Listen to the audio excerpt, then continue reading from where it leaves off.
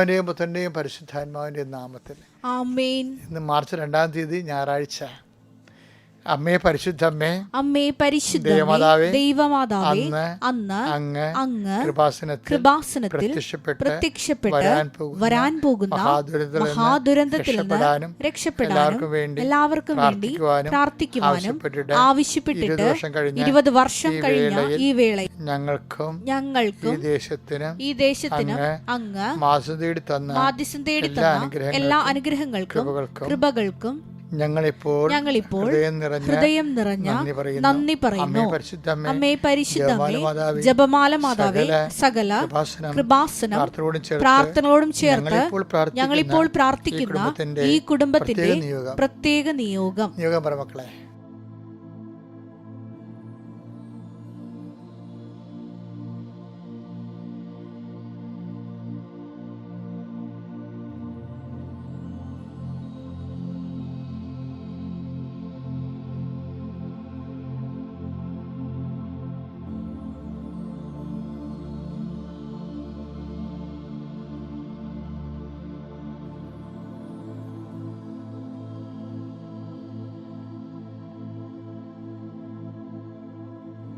അമ്മയുടെ പ്രത്യക്ഷീകരണത്തിന്റെ ഈ ദ്വാദശക വേളയിൽ ഞങ്ങൾക്ക് സാധിച്ചു തരുവാൻ കനിയണമേ.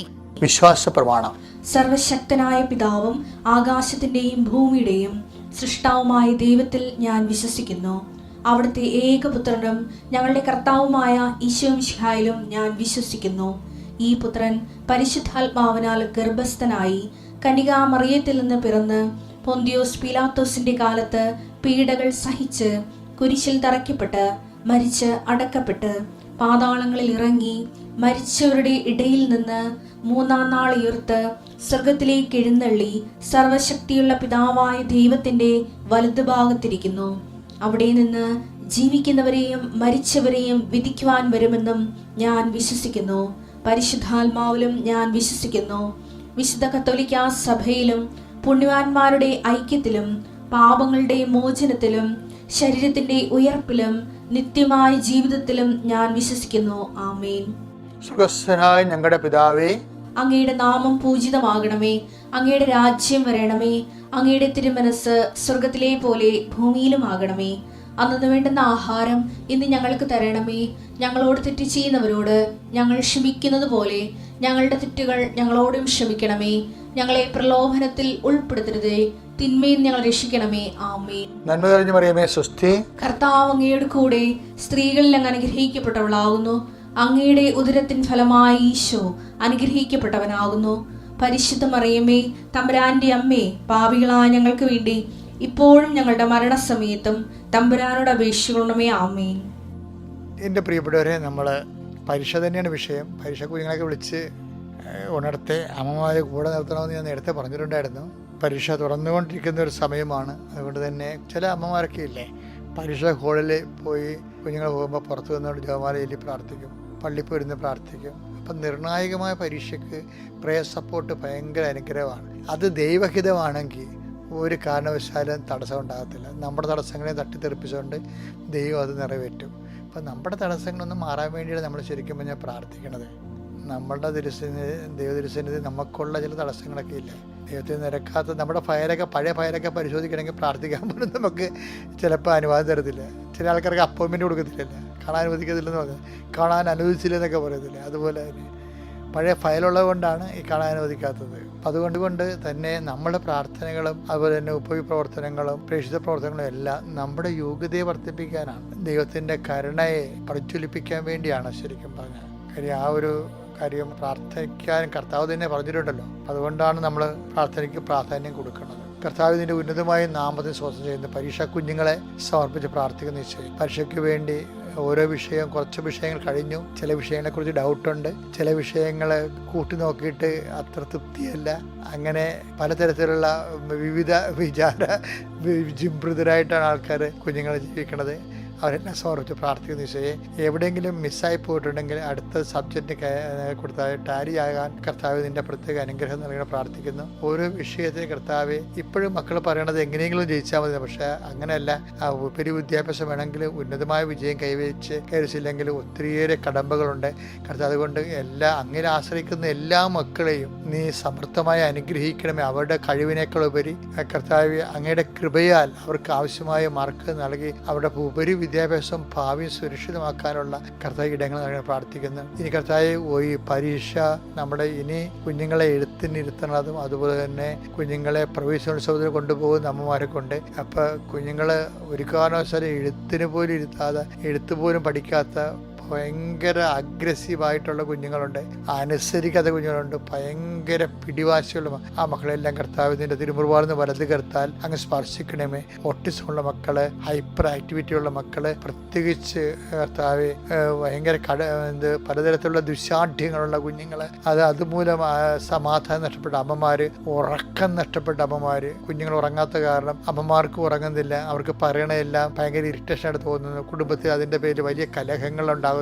പരസ്പരമുള്ള ഇഷ്ടപ്പെടാത്ത വർത്തമാനങ്ങൾ പറഞ്ഞ് മാനസികമായിട്ട് അകന്നു പോകുന്നു. അങ്ങനെയുള്ള എല്ലാ സാഹചര്യങ്ങളെയും കർത്താവ് നീ ഏറ്റെടുക്കണേ പ്രാർത്ഥിക്കുന്നു. കർത്താവ് പുതിയ കുടുംബക്കാര്, പുതിയ ജീവിതങ്ങളൊക്കെ ആരംഭിച്ചിരിക്കുന്നവരെല്ലാം നീ സന്ധിക്കണേ പ്രാർത്ഥിക്കുന്നു. അവരുടെ ഭാവി കർത്താവെ അവരുടെ സുരക്ഷിതമാക്കുന്നതിന് ആവശ്യമായ അവരുടെ നടപടിക്രമങ്ങളെ കുറ്റമറ്റമാക്കുകയും കർത്താവ് സമയമോ പണമോ ദാനമോ വ്യർത്ഥമാകാതിരിക്കാൻ അവരെ കർത്താവ് പ്രത്യേകമായി അവരുടെ ചിന്താ പദ്ധതികളെയും പ്രവർത്തന രീതികളെയും അങ്ങ് ആശീർവദികളെ പ്രാർത്ഥിക്കുന്നു. ഇന്ന് യാത്ര ചെയ്യുന്നവരെ, യാത്രക്ക് പോകുന്നവര്, പരീക്ഷയ്ക്ക് പോകുന്നവര്, കോടതി പോകുന്നവര്, തൊഴിലിടങ്ങളിൽ തൊഴിലിന് വേണ്ടി പോകുന്നവര്, ഓഫീസിൽ പോകുന്നവര്, ഓരോ കുടുംബത്തിന്റെ ഓരോരോ കാര്യങ്ങളുടെ നിർവൃത്തിക്ക് വേണ്ടി ഓരോരോ സ്ഥലങ്ങളിലേക്ക് വ്യക്തികളെ കാണാൻ പോകുന്നവര്, കേൾക്കാൻ പോകുന്നവര്, എന്റെ കർത്താവിന്റെ ഉന്നതമായ നാമത്തിൽ സഭയുടെ അധികാരത്തിൽ കൃപാസം അൾത്താറെ ജീവനോടെ പ്രത്യക്ഷപ്പെട്ട പരിശുദ്ധ അമ്മയുടെ മധ്യസ്ഥത്തില് ഞാൻ നിങ്ങളെ ഇന്നത്തെ ദിവസത്തെ ആശീർവദിക്കുന്നു.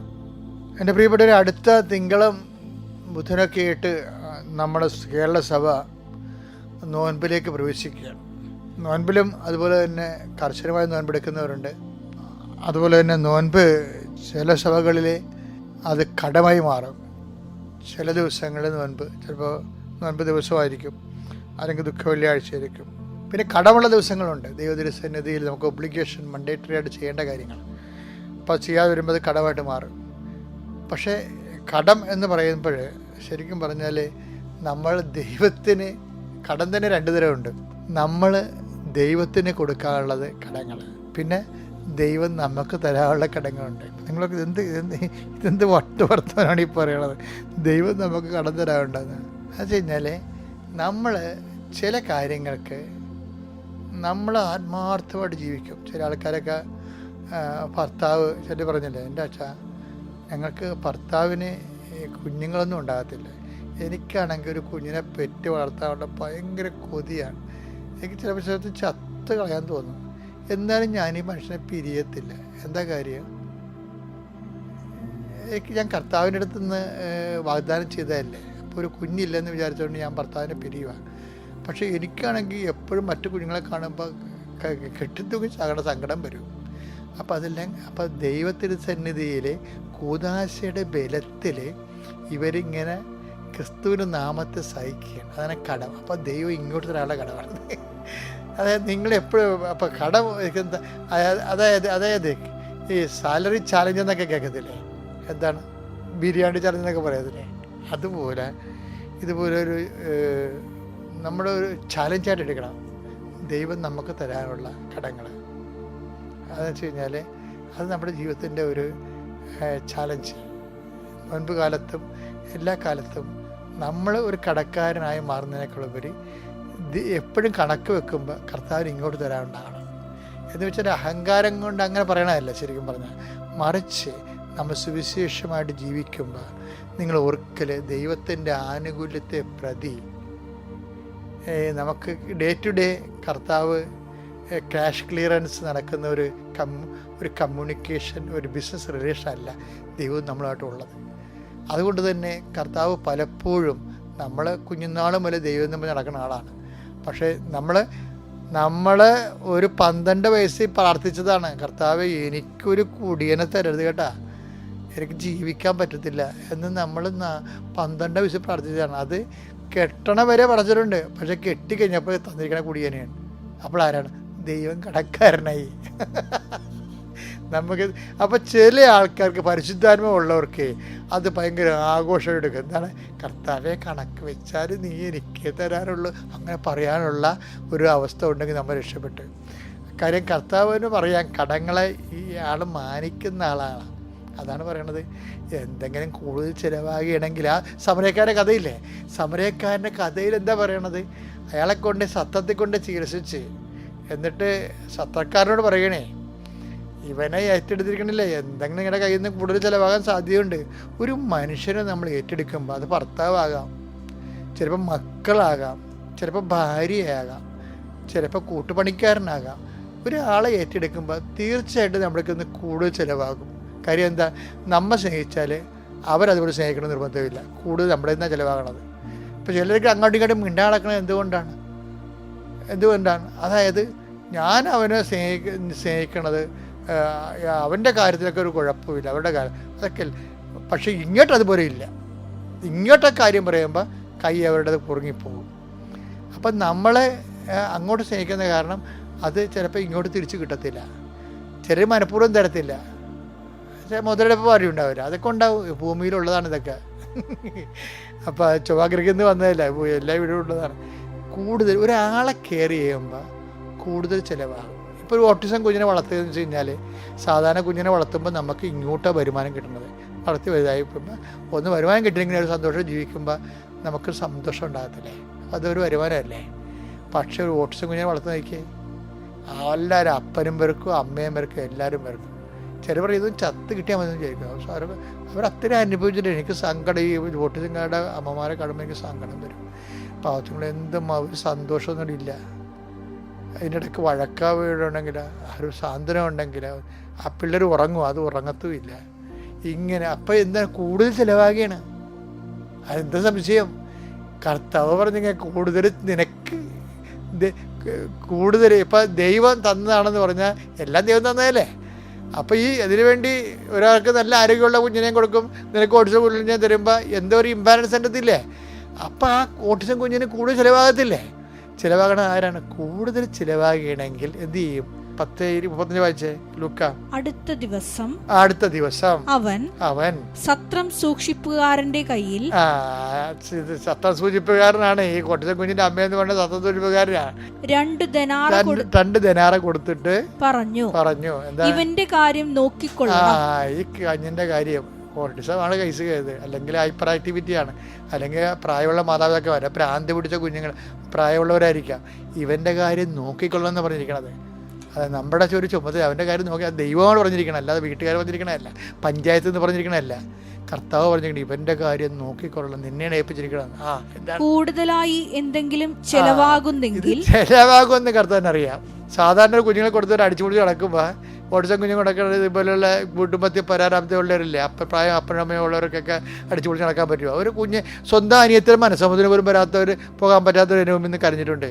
വീട്ടിലെ മാതാപിതാക്കന്മാർ നോക്കി തറവാദം പിടി കിടക്കുന്നവരെ നോക്കണ്ടേ? തൂറിമുള്ളിയൊക്കെ കിടക്കുവാണ്.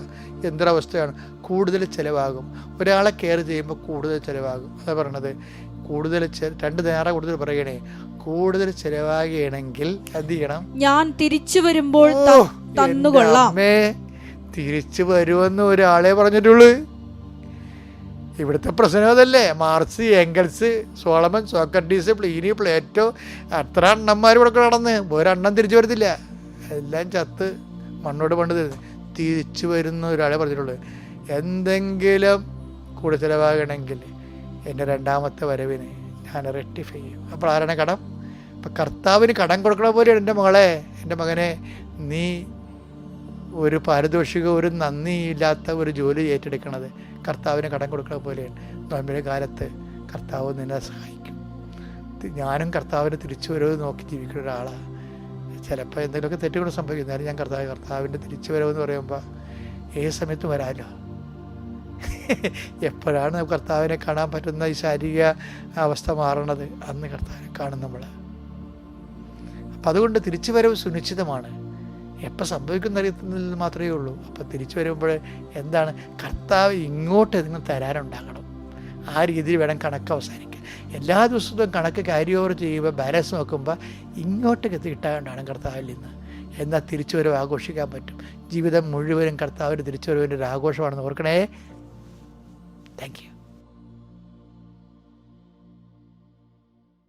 അത്യപൂർവ ദൈവാനുഭവങ്ങൾ ഇനി നിങ്ങൾക്കും സ്വന്തം.